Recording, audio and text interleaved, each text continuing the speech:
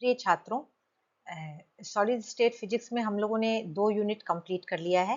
पहला यूनिट जो crystal structure पर आधारित था और दूसरा यूनिट जो रेसिप्रोकल लैटिस पर आधारित था। अब हम लोग तीसरा यूनिट स्टार्ट कर रहे हैं और तीसरे यूनिट की हेडिंग है एलिमेंट्री लैटिस डायनेमिक्स। तो मैं जल्दी जल्दी आप लोगों को क्या क्या टॉपिक्स इसमें हैं इस यूनिट 3 में वो मैं एक बार पढ़ देती हूँ।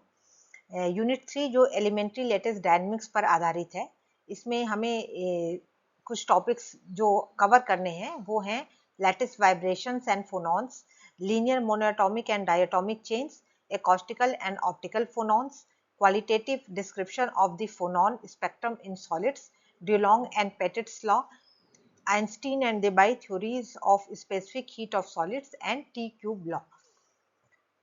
तो ये सारे टॉपिक्स हैं जो हम लोग को यूनिट 3 में कवर करने हैं। इसमें भी टोटल 5 to 6 लेक्चर्स होंगे और आज का लेक्चर ये पहला लेक्चर है जो यूनिट 3 के लिए है और इसकी टाइटल है लैटिस वाइब्रेशंस एंड फोनॉन्स। तो आज का लेक्चर बहुत ही जनरल लेक्चर है। इसमें हम लोग लैटिस वाइब्रेशन में जो भी टर्मिनोलॉजी यूज होती है उन टर्मिनोलॉजी पे चर्चा करेंगे और फिर उस सारी टर्मिनोलॉजी को या वो जो भी टर्म्स हैं उसको हम मोनोएटॉमिक लैटिस पे और डायटोमिक लैटिस पे अप्लाई करेंगे। तो आज का लेक्चर एक जनरल लेक्चर है जो लैटिस वाइब्रेशंस एंड फोनॉन्स पे आधारित है। इसमें हम लोग lattice vibration, mode of vibration, allowed frequencies, dispersive medium, dispersion relation, phase velocity and group velocity, ये सारे टॉपिक्स को इन जनरल इसकी क्या मीनिंग होती है इन टर्मिनोलॉजी की, इसको डिस्कस करेंगे। तो अब आगे बढ़ते हैं। लैटिस जैसा कि आप समझते हैं कि 3 डायमेंशनल स्पेस में जब एटम्स एक रेगुलर मैनर में पीरियोडिक अरेंजमेंट होता है उसे हम क्रिस्टल कहते हैं या उसे हम लैटिस कहते हैं। जैसे यहाँ पे दिखाया गया है कि ये एटम्स हैं जो 2 डायमेंशनल पैटर्न, यहाँ पे हम 2 डायमेंशनल ही शो कर सकते हैं। तो 2 डायमेंशनल पैटर्न है एटम्स का जो रेगुलरली एक पीरियोडिक मैनर में अरेंज्ड है। तो कोई भी जब एटम होता है तो वो अपने पोजीशन पे स्थिर नहीं रहता है बल्कि वो अपने मीन पोजीशन के अबाउट वाइब्रेट होता है। और जब वो वाइब्रेट होता है तो एक एटम जब अपने मीन पोजीशन के अबाउट वाइब्रेट होगा तो वो अपने नेबरिंग एटम को भी एक मोशन में सेट करता है या उसको भी डिस्टर्ब कर देता है और फिर इस तरह से वो डिस्टर्बेंस बढ़ती जाती है और सभी एटम्स इस तरह से वाइब्रेट होते हैं अपनी अपनी पोजीशन पे और अपने अगल बगल के एटम को वो डिस्टर्ब करते हैं। तो कुल मिलाकर के ये जो सारा डिस्टर्बेंस है या जो एटम्स का वाइब्रेशन है उससे लैटिस में एक इलास्टिक वेव जनरेट हो जाती है जो इलास्टिक वेव प्रोपगेट करती है। तो वो इलास्टिक वेव एक्चुअली बहुत ही कॉम्प्लेक्स नेचर की होती है और उसका जो मैथमेटिक्स है वो भी थोड़ा कॉम्प्लेक्स होता है। तो इसलिए उस कॉम्प्लेक्स वाइब्रेशन को समझने के लिए हम लोग 1 डायमेंशनल लैटिस का यूज करेंगे आगे और 1 डायमेंशनल लैटिस की जो मैथमेटिक्स होगी उस मैथमेटिक्स से ही हम लोग समझेंगे कि किस तरह की वेव बनती है और वो किस तरह से उसमें प्रोपगेट करती है। जब हम वाइब्रेशन की बात कर रहे हैं तो ऐसा माना जा सकता है कि 2 एटम के बीच में एक बॉन्डिंग है जो कि स्प्रिंग टाइप की बॉन्डिंग है। जैसे स्प्रिंग का जो मोशन होता है उसी तरह का मोशन इन एटम्स में जो फोर्स लग रहा है दूसरे एटम की वजह से वो वैसा ही फोर्स लग रहा है जैसे कि स्प्रिंग का फोर्स होता है। तो स्प्रिंग का फोर्स जैसे force is equal to minus K X होता है जहाँ पे के स्प्रिंग कांस्टेंट है और एक्स डिस्प्लेसमेंट है और माइनस मीन्स की फोर्स के अपोजिट डायरेक्शन में डिस्प्लेसमेंट होता है। तो वो जो स्प्रिंग मोशन है उसी मोशन को हम लोग यहाँ पे अप्लाई करेंगे और अप्लाई करके उसका जो कलेक्टिव मोशन होगा उसको समझने की कोशिश करेंगे। जैसा कि मैंने पहले कहा कि ये जो एटॉमिक स्ट्रक्चर होता है या जो लैटिस होता है, पूरा लैटिस या क्रिस्टल स्ट्रक्चर होता है वो 3 डायमेंशनल पैटर्न है और 3 डायमेंशनल पैटर्न में जो इलास्टिक वेव जनरेट होगी वो एक कॉम्प्लेक्स इलास्टिक वेव होती है। पर अगर हम उसको थोड़ा एक पर्टिकुलर डायरेक्शन में जैसे 100 डायरेक्शन में या 110 डायरेक्शन में, थोड़े सिंपल डायरेक्शन में या 1 डायमेंशनल चेन की तरह अगर हम उसकी एनालिसिस करेंगे तो उसकी मैथमेटिक्स सिंपल होगी। तो आगे हम नेक्स्ट लेक्चर में हम 1 डायमेंशनल चेन लेंगे और 1 डायमेंशनल चेन पे हम इस थ्योरी को अप्लाई करेंगे।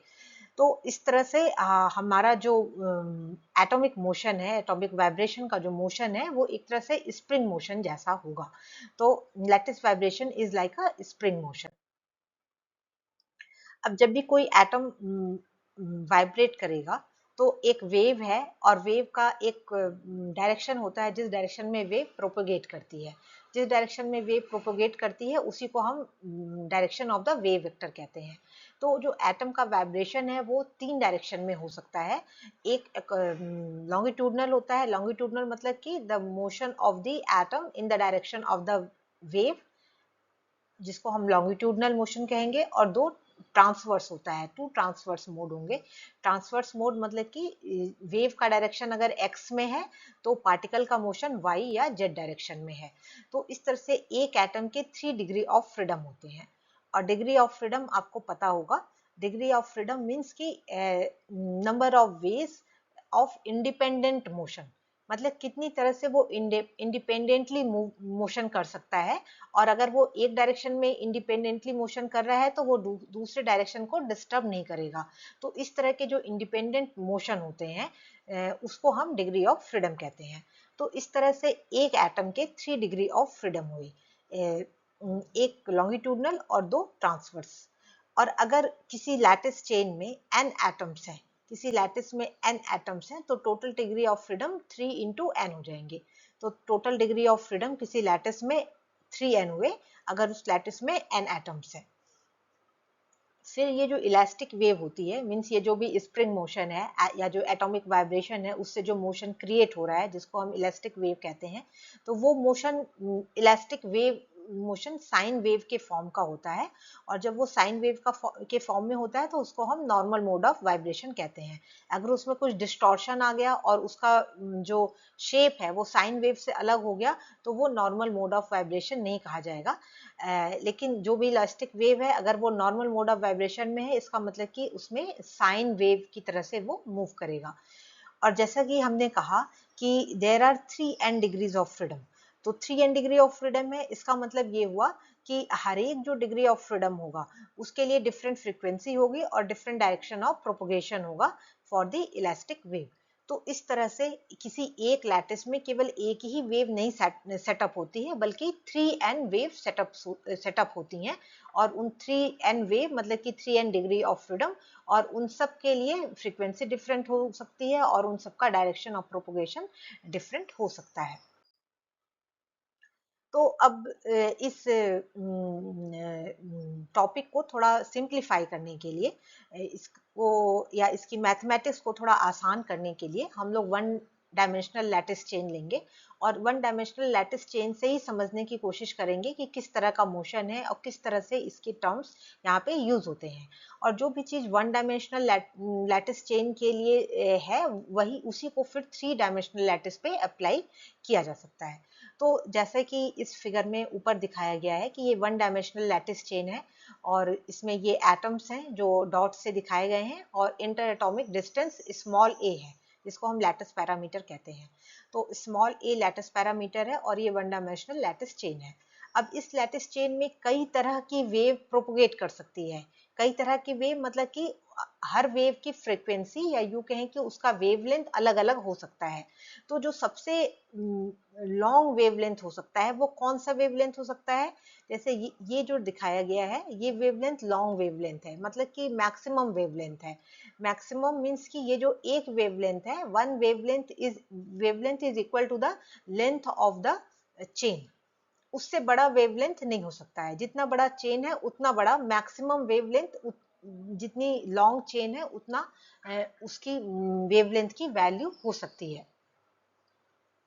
तो ये एक डिग्री ऑफ फ्रीडम या एक मोड ऑफ वाइब्रेशन हो गया। जैसे अगर वेवलेंथ ये वाली वेवलेंथ है तो इसका मतलब ये एक मोड ऑफ वाइब्रेशन हो गया। फिर इसमें एक दूसरी तरह की वेव भी प्रोपोगेट कर सकती है जो इस 2 से दिखाया गया है। ये वाली वेव जो एक दूसरी वेव है और इस वेव के लिए अगर हम कैलकुलेट करें तो इस वेव के लिए जो वेवलेंथ आएगी वो 6a आएगी। इसको कैलकुलेट कर लें तो 1 2 3 4 5 6, इसकी 6a वेवलेंथ है। इसकी a is the lattice parameter और इंटर एटॉमिक डिस्टेंस। तो ये एक दूसरी वेव हो गई जिसको 2 से यहाँ पे डिनोट किया गया है, और ये एक दूसरा मोड ऑफ वाइब्रेशन हो गया। फिर इसी तरह से बहुत सारे मोड ऑफ वाइब्रेशन हो सकते हैं, और जो मिनिमम वेवलेंथ होगी वो 2a होगी, जो कि इस फिगर में शो किया गया है। इससे छोटी वेवलेंथ नहीं हो सकती है, क्योंकि इससे छोटा फिर यहाँ पे कोई एटम, इन दो के बीच में कोई एटम नहीं है, इसलिए ये सबसे छोटी वेवलेंथ है। और सबसे छोटी वेवलेंथ का मतलब इसकी वेवलेंथ कितनी है, इसकी वेवलेंथ 2a है।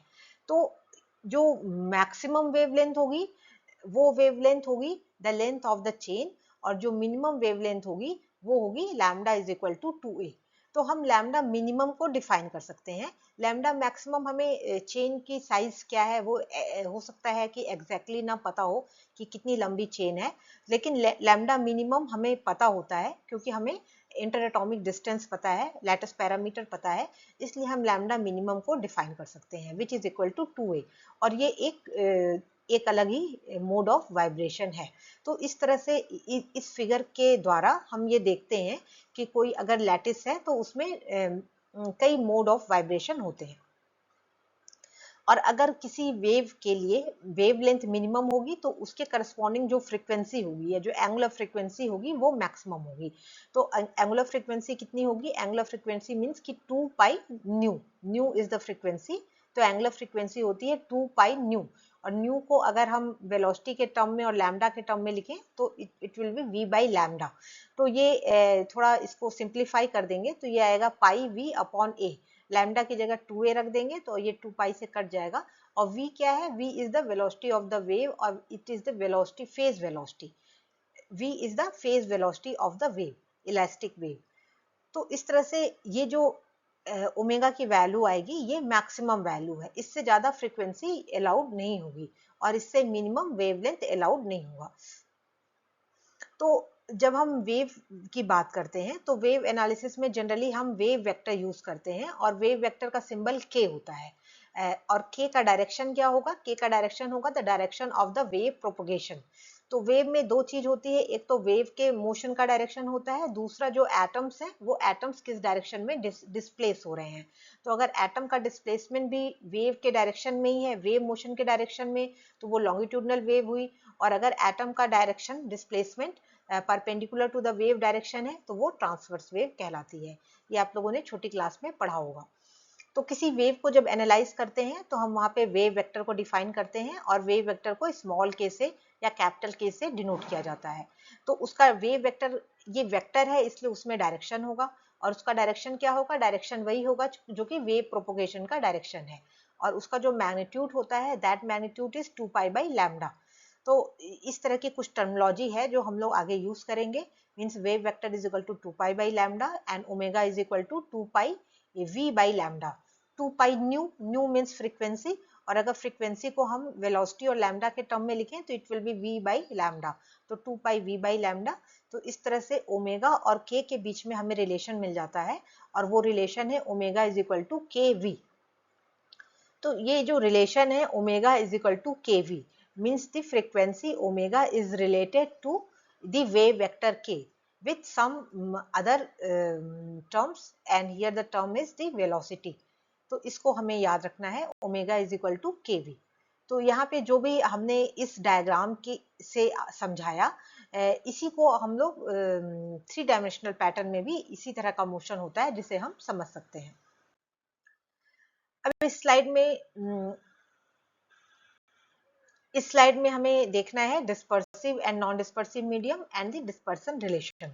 तो अभी पिछले स्लाइड में हम लोगों ने ये रिलेशन लिखा था कि किसी भी वेव को एनालाइज करने के लिए हमें वेव वेक्टर की जरूरत पड़ती है, जिसको हम 2 पाई बाई लैम्डा से डिफाइन करते हैं, और फिर एंगुलर फ्रीक्वेंसी ओमेगा या एंगुलर वेलोसिटी भी कहते हैं इसे। तो ओमेगा को 2 पाई वी बाई लैम्डा, और इन दोनों को अगर हम मिला दें तो हमें ये रिलेशन मिलता है omega is equal to K V. तो ये जो रिलेशन है omega is equal to K we, इसी को डिस्पर्शन रिलेशन कहा जाता है। मतलब कि the relation between the angular frequency and the wave vector के, उनके बीच में जो रिलेशन है उस रिलेशन को डिस्पर्शन रिलेशन या डिस्पर्शन इक्वेशन कहते हैं। और अगर हम एक कर्व प्लॉट करें जिसमें y एक्सिस पे ओमेगा हो और x एक्सिस पे k हो, तो इस तरह का जो भी कर्व मिलता है उसको हम लोग डिस्पर्सन कर्व कहते हैं। अब अगर कुछ मीडियम ऐसे हैं जिनमें कि ये तो आप समझ ही गए कि कोई अगर लैटिस है तो या क्रिस्टल है तो उस क्रिस्टल में बहुत सारे मोड ऑफ वाइब्रेशन होते हैं, और जो अलग अलग मोड ऑफ वाइब्रेशन होते हैं उनके वेवलेंथ अलग अलग होते हैं या उनकी फ्रीक्वेंसी अलग अलग होती है। तो अगर मीडियम ऐसा है कि for all the frequency velocity is constant, मतलब कि जो वेव वेलोसिटी है या जो फेज वेलोसिटी है वो वेलोसिटी कांस्टेंट रहेगी चाहे कोई भी फ्रीक्वेंसी हो, मतलब अलग अलग फ्रीक्वेंसी के लिए वेलोसिटी चेंज नहीं होगी, सेम ही रहेगी। तो ऐसे मीडियम को नॉन डिस्पर्सिव मीडियम कहते हैं। और इस मीडियम के लिए जिसके लिए वेलोसिटी अगर कांस्टेंट है, मतलब कि अगर हम ओमेगा चेंज करें तो वेलोसिटी अगर कांस्टेंट रहे तो हमारे पास कैसा रिलेशन आएगा, omega is directly proportional to K या omega is equal to K V. तो ये एक स्ट्रेट लाइन का इक्वेशन हो जाएगा, और अगर के जीरो है तो ओमेगा की वैल्यू भी जीरो रहेगी। तो जैसे ये अगर लाइन हम देखें, ये जो डैश्ड लाइन है वन, जिसको वन से डिनोट किया गया है इस डिस्पर्शन कर्व में, तो ये क्या रिप्रेजेंट कर रहा है, ये रिप्रेजेंट कर रहा है एक रिलेशन जिसमें कि नॉन डिस्पर्सिव मीडियम के लिए, नॉन डिस्पर्सिव मीडियम मतलब कि अलग अलग फ्रीक्वेंसी के लिए वेलोसिटी सेम है, सबकी वेलोसिटी सेम है। तो ऐसे में omega is equal to K we होगा और वो एक स्ट्रेट लाइन को शो करेगा, जो कि इक्वेशन वन से या इस कर्व वन से यहाँ पे शो किया गया है, ये स्ट्रेट लाइन का इक्वेशन है।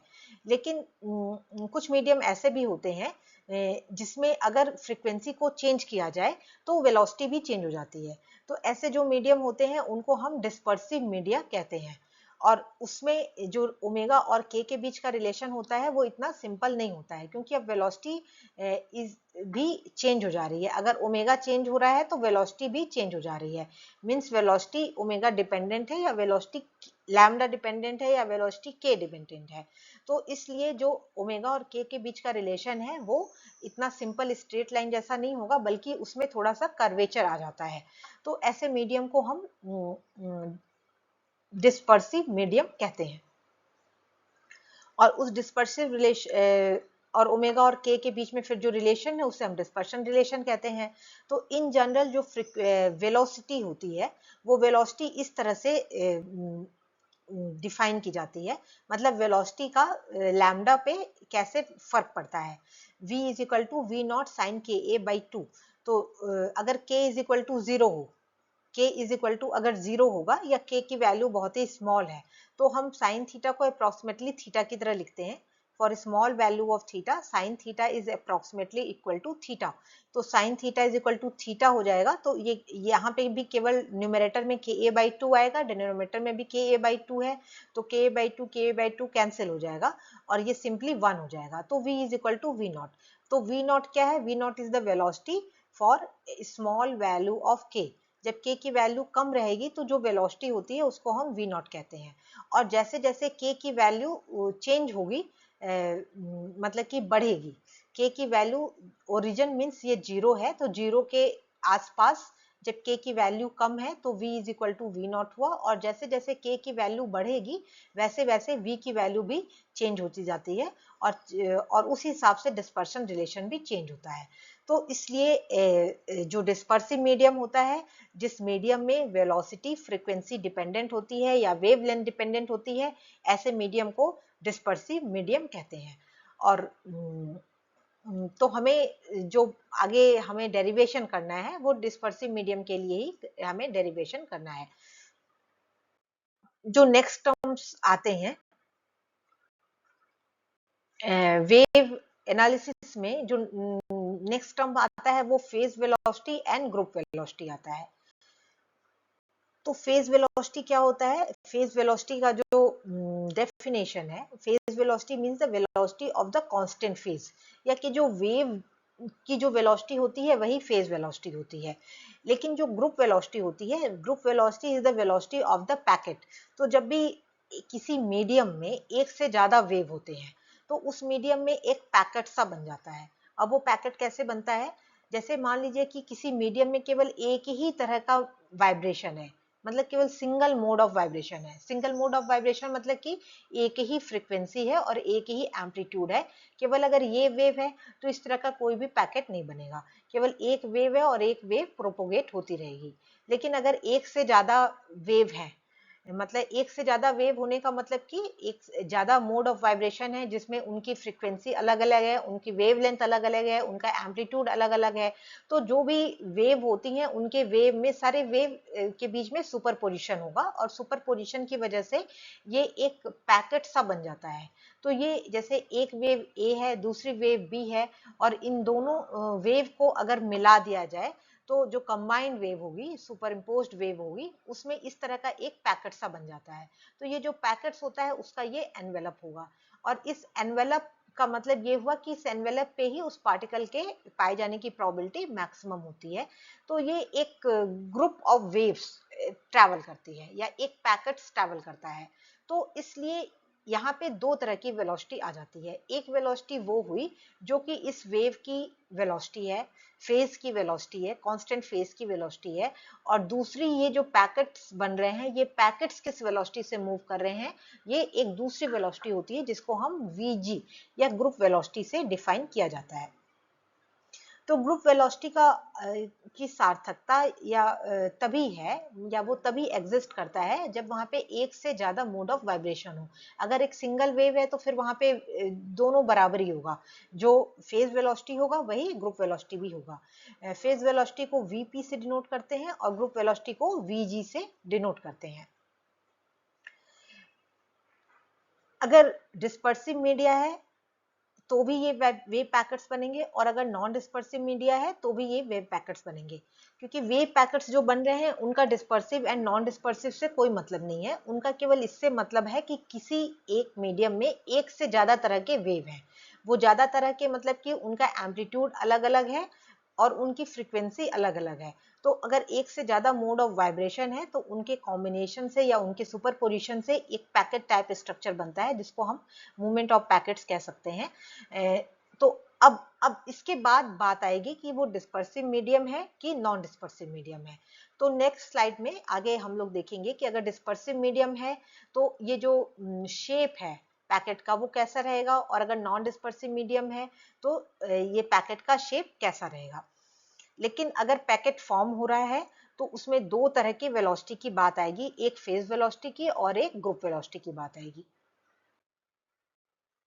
अब इस स्लाइड में फेज वेलोसिटी और ग्रुप वेलोसिटी को डिफाइन किया गया है और थोड़ा और भी डीपली समझाया गया है। ये पैकेट फॉर्मेशन पिछले स्लाइड में आपको बता दिया कि पैकेट्स क्यों बनते हैं। पैकेट्स इसलिए बनते हैं क्योंकि वहां पे एक से ज्यादा मोड ऑफ वाइब्रेशन है, अलग अलग फ्रीक्वेंसी है, अलग अलग एम्पलीट्यूड है, इसलिए उनके सुपरपोजिशन से एक पैकेट टाइप स्ट्रक्चर बन जाता है। और फिर उस पैकेट का एक एनवेलप होता है, और जो एनवेलप होता है उसी एनवेलप पे पार्टिकल के पाए जाने की संभावना मैक्सिमम होती है। तो अगर नॉन डिस्पर्सिव मीडियम होगा तो ये जो पैकेट्स बनते हैं, इन पैकेट्स का जो शेप है वो शेप एज इट इज रहेगा जब ये मूव करेगा विद द टाइम। तो अगर जैसे यहाँ पे ये एक मूविंग वेव पैटर्न है, मूविंग वेव पैटर्न मींस कि in dispersive medium and non dispersive medium, और इसमें दो अलग अलग स्क्रीनशॉट लिए गए हैं। ये एक स्टार्टिंग का स्क्रीनशॉट है और ये फिर कुछ टाइम मूव करने के बाद का स्क्रीनशॉट है। तो ऊपर डिस्पर्सिव वेव है और नीचे नॉन डिस्पर्सिव वेव, या ऊपर कहिए आपकी डिस्पर्सिव मीडियम है और नीचे नॉन डिस्पर्सिव मीडियम है। तो अगर पहले हम नॉन डिस्पर्सिव मीडियम पे फोकस करते हैं तो इसका शेप देख लीजिए। नॉन डिस्पर्सिव मीडियम का ये शेप है, और जब ये शेप अगर मूव करेगा मतलब टाइम के साथ तो उसका शेप एज इट इज रहता है। अगर नॉन डिस्पर्सिव मीडियम है तो उसका शेप एज इट इज रहेगा, क्योंकि उनकी वेलोसिटी सेम है, उनका सारे की फ्रीक्वेंसी सेम है, सारे की वेलोसिटी सेम है, और जो सारी फ्रीक्वेंसीज हैं या जो सारे मोड ऑफ वाइब्रेशन है वो एक ही वेलोसिटी से मूव कर रहे हैं, इसलिए सब के सब एक साथ मूव करेंगे। और एक के साथ मूव करेंगे तो इसलिए उनका जो सुपरपोजिशन है, जो सुपरपोजिशन होकर जो शेप मिलता है वो शेप भी बिल्कुल एक ही वेलोसिटी से मूव करेगा। लेकिन अगर डिस्पर्सिव मीडियम है तो डिस्पर्सिव मीडियम में स्टार्टिंग में यही वही शेप रहेगा जो कि नॉन डिस्पर्सिव का है, तो शेप सेम है, लेकिन जैसे जैसे वो मूव करेगा, आगे बढ़ेगा, वैसे वैसे उसका शेप चेंज हो जाता है। तो ये यहाँ पे शो किया गया है कि पहले उसका शेप ऐसा था, लेकिन जब वो मूव करता है तो उसका शेप चेंज हो जाता है। शेप क्यों चेंज हो जाता है? क्योंकि कुछ जो वाइब्रेशंस हैं वो ज़्यादा फास्ट मूव करते हैं, कुछ वाइब्रेशंस स्लो वेलोसिटी से मूव करते हैं। तो इसलिए चूंकि उनकी वेलोसिटी में अलग अलग है, हर मोड की वेलोसिटी अलग अलग है, इसलिए उनका शेप भी चेंज हो जाता है। तो ये इसलिए इसको हम यहाँ पे ग्रुप वेलोसिटी और फेज वेलोसिटी जो दो टर्म है उससे यहाँ पे डिफाइन किया जाता है। और मैथमेटिकली जब निकालते हैं तो मतलब फिजिकली हम कहें तो phase velocity is the velocity of the constant phase, और जो ग्रुप वेलोसिटी है that is the velocity of the packet. तो ये जो पूरा पैकेट है, ये पूरा पैकेट किस वेलोसिटी से मूव कर रहा है उसको ग्रुप वेलोसिटी कहा जाता है। और मैथमेटिकली फेज वेलोसिटी को डिफाइन करते हैं, वीपी से डिनोट करते हैं, पी मीन्स फेज, और इसको डिनोट करते हैं ओमेगा बाई के। ओमेगा बाई के इसका फॉर्मूला होता है, और ग्रुप वेलोसिटी का फॉर्मूला होता है डी ओमेगा बाई डी के। तो इस तरह से मैथमेटिकली हम ओमेगा फेज वेलोसिटी और ग्रुप वेलोसिटी को कैलकुलेट करते हैं। तो ये सारे कुछ टर्म्स थे जो लैटिस वाइब्रेशन के लिए थे। और जैसे कि हम लोग को पता है जब भी इलेक्ट्रोमैग्नेटिक वेव ट्रैवल करती है तो उसका जो क्वांटा ऑफ एनर्जी होता है, उस क्वांटा ऑफ एनर्जी को हम लोग फोटॉन्स कहते हैं इन द इलेक्ट्रोमैग्नेटिक वेव। उसी तरह से लैटिस वाइब्रेशन जो इलास्टिक वेव है या लैटिस वाइब्रेशन है, इलास्टिक वेव में जो क्वांटा ऑफ एनर्जी है उसको फोनॉन कहा जाता है, इलेक्ट्रोमैग्नेटिक में फोटॉन कहा जाता है, और यहाँ पे इलास्टिक वेव में उसे फोनॉन कहा जाता है। और ये भी क्वांटाइज्ड होती हैं, फोनॉन्स भी क्वांटाइज्ड होते हैं, और उनकी एनर्जी पैकेट्स, मतलब कि एक पैकेट की जो एनर्जी है उसको एच न्यू जो फ्रिक्वेंसी होती है, और फिर उस न्यू को अगर हम चेंज करें तो यहाँ पे v by lambda, nu is equal to v by lambda. तो energy of the phonon is H v upon lambda. v velocity हुई, वेव वेलोसिटी हुई, एच वी बाई लैम्डा से डिनोट करते हैं। और उसी का काउंटर पार्ट जो फोटॉन में होता है उसको एच सी बाई लैम्डा से डिनोट करते हैं। c वहां पे क्या है? c वहां पे वेलोसिटी ऑफ द लाइट है या स्पीड ऑफ द लाइट है, और यहाँ पे स्पीड ऑफ द वेव है। फोनॉन में क्योंकि जो इलास्टिक वेव है उसकी स्पीड लाइट का वेव तो होती नहीं है, नेचुरली वो कम होती है, तो वो H C by H we by lambda है। और जो मोमेंटम होगा वो मोमेंटम एच बाई लैम्डा होगा, और यहाँ भी मोमेंटम फोटॉन के केस में भी मोमेंटम एच बाई लैम्डा होता है। तो ऐसे फोटॉन को भी हम लोग दोनों तरह से देखते हैं, as a wave and as a particle. उसी तरह से फोनॉन भी एज अ पार्टिकल है और एक quanta of the elastic wave है, और photon is the quanta of the electromagnetic wave. जो फोनॉन की वेवलेंथ होती है वो लगभग of the order of the lattice parameter या इंटर एटॉमिक डिस्टेंस होती है। Inter atomic distance few angstrom का होता है, और इसलिए इस जो लैम्डा फोनॉन होता है, फोनॉन की जो वेवलेंथ होती है वो भी एंगस्ट्रॉम मतलब फ्यू एंगस्ट्रॉम लेवल की होती है। लेकिन फोटॉन की जो वेवलेंथ होती है वो एंगस्ट्रॉम में ही होती है, लेकिन बहुत ज़्यादा होती है। वो 5000 एंगस्ट्रॉम टू 7000 एंगस्ट्रॉम विजिबल के लिए, विजिबल रेंज में वो 5000 एंगस्ट्रॉम से 7000 एंगस्ट्रॉम तक हो सकती है। उसके अलावा बहुत ही वाइड रेंज है फोटॉन का, क्योंकि जो फोटॉन के इलेक्ट्रोमैग्नेटिक वेव है उसकी रेंज भी बहुत ही ज़्यादा वाइड होती है। तो ये एक कंपैरिजन है फोटॉन का और फोनॉन का। उसी तरह से कुछ सिंबल्स होते हैं, जैसे अगर हमें कोई डायग्राम हमें ड्रॉ करना होता है, और अगर इलेक्ट्रॉन को शो करना है तो इलेक्ट्रॉन के लिए एक एरो का इस्तेमाल किया जाता है, और फोटॉन के लिए हम इस तरह का एक कर्ली एरो का इस्तेमाल करते हैं जो फोटॉन को शो करता है। और फोनॉन के लिए एक इस तरह का, ये भी कर्ली है लेकिन इसमें शॉर्ट टूथ वेव टाइप का है ये। तो इस तरह का जो सिंबल है वो फोनॉन के लिए यूज किया जाता है। तो इलेक्ट्रॉन, फोटॉन एंड फोनॉन, इन तीनों के लिए ये तीन तरह के अलग अलग सिंबल होते हैं जिसको शो किया जाता है। तो आज का जो लेक्चर था ये बहुत ही जनरल टाइप का लेक्चर था, और इसमें हम लोगों ने लैटिस वाइब्रेशन से संबंधित जो भी टर्मिनोलॉजी है जिसका हम लोग आगे यूज करेंगे, केवल उसकी एनालिसिस की है, उन टर्मिनोलॉजी को समझा है। और अभी इसके आगे जो नेक्स्ट लेक्चर होगा वो मोनो एटॉमिक लैटिस पे आधारित होगा। मीन्स मोनो एटॉमिक लैटिस के लिए हम लोग डिस्पर्शन रिलेशन डिराइव करेंगे, और फिर उसको एनालाइज करेंगे कि डिफरेंट के वैल्यूज पे फेज वेलोसिटी क्या होती है, ग्रुप वेलोसिटी क्या होती है, एंड सो ऑन। तो आज अब हम यहीं पे समाप्त करते हैं, और फिर नेक्स्ट लेक्चर में मोनो एटॉमिक लैटिस पे चर्चा करेंगे। So thank you so much.